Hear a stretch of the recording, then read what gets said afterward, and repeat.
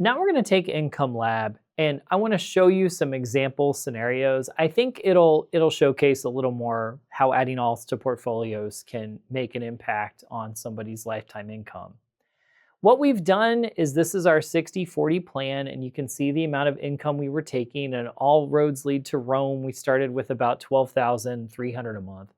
And then as our portfolio went up or down based on different draws of stock and bond markets, you can see that overall, we were able to take raises over time. The best possible raise, being an incredible series of returns, gave us $27,000 a month. The worst case, we had around $8,000 a month, but in no cases did our portfolio wind up at zero. I think that's an important thing to talk to clients about, right?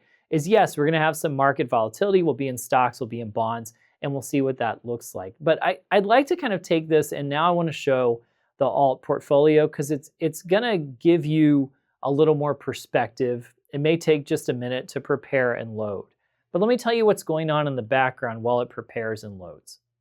When we look at land and commodities, and we contrast that to stock and bond investments, land and commodities, generally speaking, are a little more boring, especially the land part of it. We have consistent positive returns over time, but we don't really have anything that's like horribly exciting going on. So it adds a certain like buffer to this, and I think that gives you some interesting dynamics when you look at this kind of model. So when we add 30% alts, you can see that the lows stay about the same. In fact, they don't get quite as bad, but the highs to this end get a little more robust, right? So you widen it a little bit by adding that asset class, by adding a little more real estate, by adding some of those commodity models in.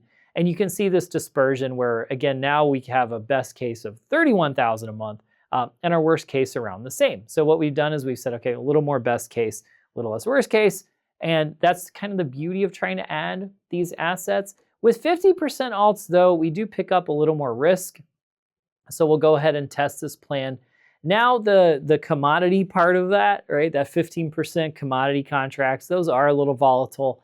And as we went to 50% alts, you'll see that reflected. You're going to see some pretty high highs, and I would wager the lows fall under 8,000 as well.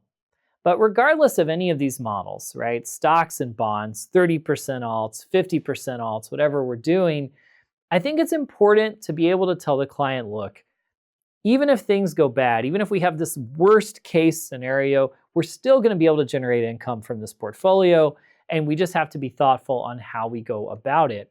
So then looking at that 50% alts, we have almost, exactly as predicted. Actually, the worst case didn't get as bad as I thought it would. But we do have some situations here where, we're able to draw some crazy like 50,000 a month. But more so, we do see we're still in that 8 to 15 range. So we can go to our client and we say, look, if you have land holdings, if you have rental houses, hey, we're going to be okay. And we're able to show an income. It's consistent. It is a little more, I would say, upside than our stock and bond 60-40. But we can paint some pretty fun pictures of retirement. Regardless of what we're looking at. In this scenario, Gary and Jenny were okay. They were okay in 40-60. They were okay with 30%. They were okay with 50.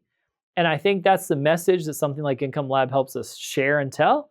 Markets are going to go up, markets are going to go down, but you're going to be all right. And in this case, alts did kind of add a little to the upswing.